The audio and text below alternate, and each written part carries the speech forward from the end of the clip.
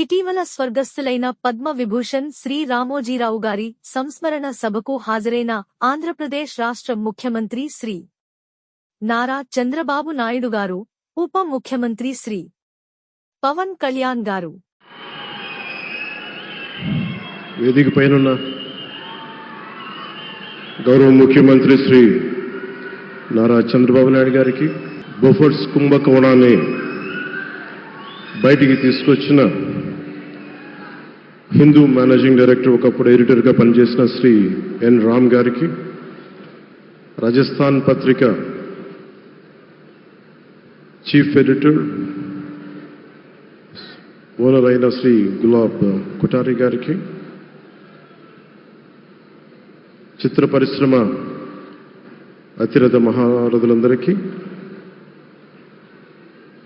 శ్రీ రామోజీరావు గారి కుటుంబ సభ్యులు, వారి అబ్బాయి శ్రీ సుమన్ గారికి, శ్రీమతి శైలజా కిరణ్ గారికి, శ్రీమతి విజయేశ్వరి గారికి, రామోజీరావు గారి మనవలకి మనమనాలకి ప్రత్యేకించిన హృదయపూర్వక నమస్కారాలు. ముఖ్యంగా ఆయనతో పాటు వెన్నంటే ఉన్న ఆయన ఈనాడు పత్రికా కుటుంబానికి, జర్నలిస్ట్ కుటుంబానికి, వారందరికీ కూడా నా ప్రత్యేక హృదయపూర్వక నమస్కారం. రామోజీరావు గారి గురించి అందరూ చెప్పిన దానికంటే కూడా నాకు నా పర్స్పెక్టివ్లో, నా అనుభవంలో నేను చూసిన రామోజీరావు గారిని మీ కొద్ది సంఘటనలు పంచుకుంటాను. రామోజీరావు గారు నాకు సినిమాలు ఉన్నా కానీ నాకు పరిచయం లేదు. ముందు షూటింగ్ ఆయన స్టూడియోస్లో చేసినా కానీ ఫస్ట్ టైం పాలిటిక్స్కి ఎంటర్ అయిన తర్వాత 2008లో ఆ సమయంలో ఆయన కలవటం జరిగింది. ఆయన మాట్లాడిన విధానం చాలా నిక్కచ్చిగా, ప్రజల పక్షపాతాన్ని. ఆయన మాట్లాడుతున్నంతసేపు నాకు మైండ్లో ఒకటే అనిపించింది, మనసులో జర్నలిస్టిక్ వాల్యూస్ని కాపాడటానికే ఆయన ఉన్నాడు. ప్రజాక్షేమం, ప్రజా సంక్షేమం, ఈ పర్స్పెక్టివ్లోనే, ఈ కోణంలోనే ఆ చర్చ జరిగింది. నన్ను ఒకే ఒకసారి ఆయన 2019లో ఒక లంచ్కి ఆహ్వానించారు వారి కుటుంబ సభ్యులతోటి. ఆ రోజు ఆయన మాట్లాడింది దేశ పరిస్థితులు, ముఖ్యంగా పత్రికా స్వేచ్ఛ గురించి, పత్రికా రంగం ఎంత కీలకమైంది. ఆయన ఎప్పుడూ కాంప్రమైజ్ అవ్వలేదు. ఒక విషయం చెప్పాలి అంటే అది తనకి తెలిసిన వారు అవ్వచ్చు, తన సన్నిహితులు అవ్వచ్చు, స్నేహితులు అవ్వచ్చు, కుటుంబ సభ్యులు అవ్వచ్చు, జనం కోసం వచ్చేటప్పటికి నిష్పక్షపాతంగా చాలా నిర్దాక్షిణ్యంగా ఉంటుంది ఆయన ఆలోచన పరిధి. అదే ఆయన ఈనాడు పేపర్లో రిఫ్లెక్ట్ అవుతుంది. నేను చాలాసార్లు అనుకునేవాడిని, ఒక వ్యక్తికి ఇంత, ఆయన ఆ రోజు లంచ్ తర్వాత కూర్చున్నప్పుడు ఆయన మాట్లాడుతుంటే ఆయన వేదనని నేను చూశాను. ఆయన నలిగిపోతున్నారు. నిజంగా పత్రికా స్వేచ్ఛ ఎంత అవసరం దేశానికి, ప్రజాస్వామ్యానికి ఎంత కీలకమైంది, అది ఆయన చెప్తుంటే ఆయన ఆవేదన నాకు అర్థమైంది. అలాంటి వ్యక్తి మీద ఎన్ని రకాల ఇబ్బందులు పెట్టారో మనందరికీ తెలుసు.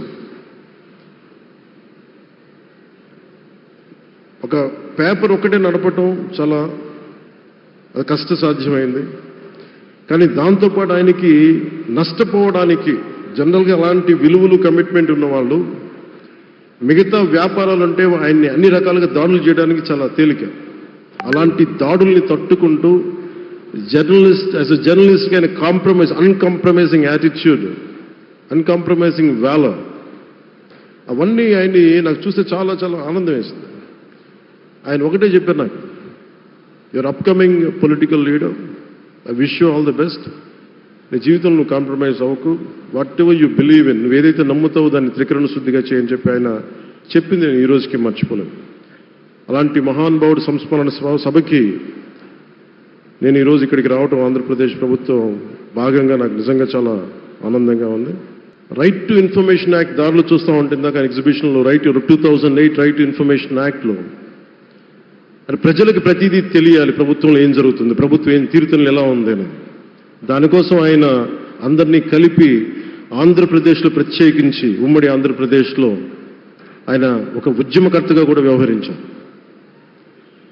ఒక ఆర్టీఐ లాంటి థాట్ ప్రాసెస్ ఉండాలి అంటే ఒకటే ఉంటుంది, ఇది ఏమి జరిగినా ప్రజలకి తెలియాలి. ప్రభుత్వంలో ఉన్న రాజకీయ వ్యవస్థ ఏమి చేసినా ప్రజలకి తెలియాలి, వారికి అండగా ఉండాలని చెప్పి ఆయన చేసిన ఈ యజ్ఞం చాలా జటిలమైంది, చాలా కష్టమైంది. పత్రికా రంగంలో విస్తరించిందే కాకుండా సినిమా నిర్మాణ రంగంలో కానీ, స్టూడియోస్ కానీ, హోటలియర్గా కానీ ఇవన్నీ చాలా చేసి ఉండొచ్చు. కానీ ఆయన క్రక్స్ ఆఫ్ రామోజీరావు గారిది మోస్ట్ ఇన్స్పిరేషనల్ జర్నలిస్ట్. ఇందాక కొల్లూరు పార్థసారథి గారు చెప్పిన, ఇందాక అమరావతి నుంచి నాయ ఎమ్మెల్యే గారు మాట్లాడినా కానీ, పార్థసారథి గారు చెప్పినా కానీ ఆయనకి ఖచ్చితంగా ఒక విగ్రహం పెట్టాలని. ఎందుకంటే జర్నలిస్ట్ విలువల్ని కాపాడి ఆయన ఎందుకు ఇన్స్పిరేషన్ అంటే ఎన్ని కష్ట నష్టాలు వచ్చినా, ఒక జర్నలిస్ట్గా ఉండటం వేరు, ఒక పత్రిక అధిపతిగా ఉండి అన్ని ఒడిదుడుకులు ఎదుర్కొని ఆయన కుటుంబానంతా బెదిరించినా కానీ ఏమి చేసినా కానీ జనరల్గా కుటుంబ సభ్యులు కష్టం వస్తే నలిగిపోతాం. కానీ అది కూడా దాటుకొని నేను నా జర్నలిస్ట్ వాల్యూస్ నేను కాంప్రమైజ్ అవ్వను, ఏదైతే జరగనని చెప్పి ఆయన కూర్చోబెట్టి at the cost of his family members also he vent ahead and uphold the journalistic values. వారికి దానికి చాలా చాలా సాహసంగా నాకు చాలా ఆనందం వేసింది. ఆయన ఆఖర్లో ఎలక్షన్ రిజల్ట్స్ వస్తాయి, ఎప్పుడు వస్తాయి వీటన్నిటి అనుకున్న టైంలో నేను ఒకటి అనుకున్నాను, ఆయన ఆరోగ్యం క్షీణిస్తూ ఉంది, బాగుండు, ఆయన ఈ విజయ వార్త వింటారా లేదా అనేది నేను ఒకటి ఆలోచిస్తూ ఉన్నాను. సో నేను శ్రీమతి శైలజా కిరణ్ గారిని, సుమన్ గారిని, శ్రీమతి విజయశ్రీ గారిని అడిగినప్పుడు నేను ఒకటి అడిగాను, ఆయన విన్నారా అండి, ఆయనకి మాటలు వినిపించినాయా? అందరూ చెప్తాను ఆయన వినిపించట్లేదంటే లేదు, చాలా ఒక 24 గంటలు ఆ విజయాన్ని దశాబ్దం పాటు నలిగారు, దశాబ్దన్నర పాటు నలిగి ఆయన్ని నలిగిన తర్వాత ఆయన అలాంటి వ్యక్తి విజయ వార్త వినకపోతే అక్షోభిస్తుందేమో ఆత్మని అనిపించేది. కానీ విజయ వార్త వినే ఆయన పరమదించారు. అందుకు నాకు చాలా ఒక తృప్తినిచ్చింది. అలాంటి మహానుభావులకి నా నివాళులు అర్పిస్తూ ఆయన నుంచి ఎవరైనా నేర్చుకోవాల్సింది ప్రజాస్వామ్యాన్ని పరిరక్షించడానికి ఎవరి స్థాయిల్లో, ఒక పత్రికాధిపతిగా కావచ్చు, ఎవరు ఏ స్థాయిలో ఉన్నా దాన్ని మనం కాపాడాల్సిన అవసరం ఉంది. అలాగే ఆయన జర్నలిస్టిక్ వారసత్వ ప్రవాహం అంటే ఉదాహరణకి ఈనాడు, ఈటీవీ తాలూకు ప్రజెంటేషన్ ఆఫ్ న్యూస్ చాలా న్యూట్రల్గా, అన్బయాస్డ్గా ఉండదు. ఏదైనా విషయం చెప్పేటప్పుడు నా గురించి ఎంత రాస్తారో, నన్ను తిట్టాలనుకున్నప్పుడు అంతే తిడతారు. అంటే నువ్వు చేసే పనిని బట్టే గుర్తిస్తారు తప్ప నాకు తెలుసు కదా అని చెప్పి మళ్ళీ దానికి ఫేవరెటిజం ఉండదు.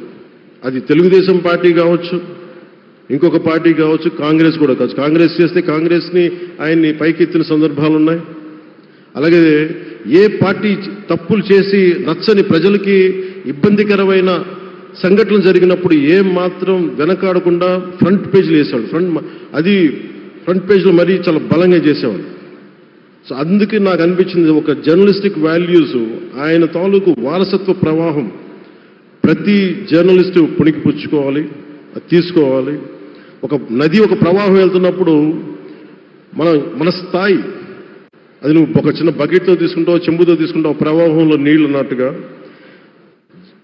రామోజీరావు గారి జర్నలిస్టిక్ వారసత్వ ప్రవాహాన్ని మనం ఎంత తీసుకుంటాం అనేది మన స్థాయిని బట్టి ఉంటుంది. అది ఒక మోటార్ వేసి ఒక ట్యూబ్ మనకి పైప్లో తోడుకునేలాగా ఉండొచ్చు, లేదంటే నా స్థాయి ఇంతే అంటే కూర్చోబెట్టి ఒక చెంబుతో తోడుకోవచ్చు.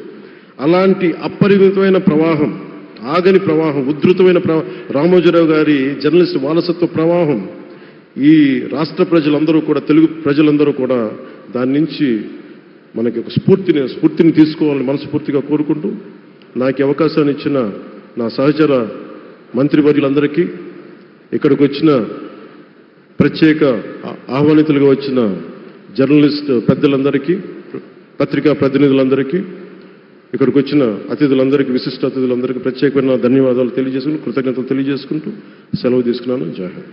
Thank you honourable deputy chief minister గారు.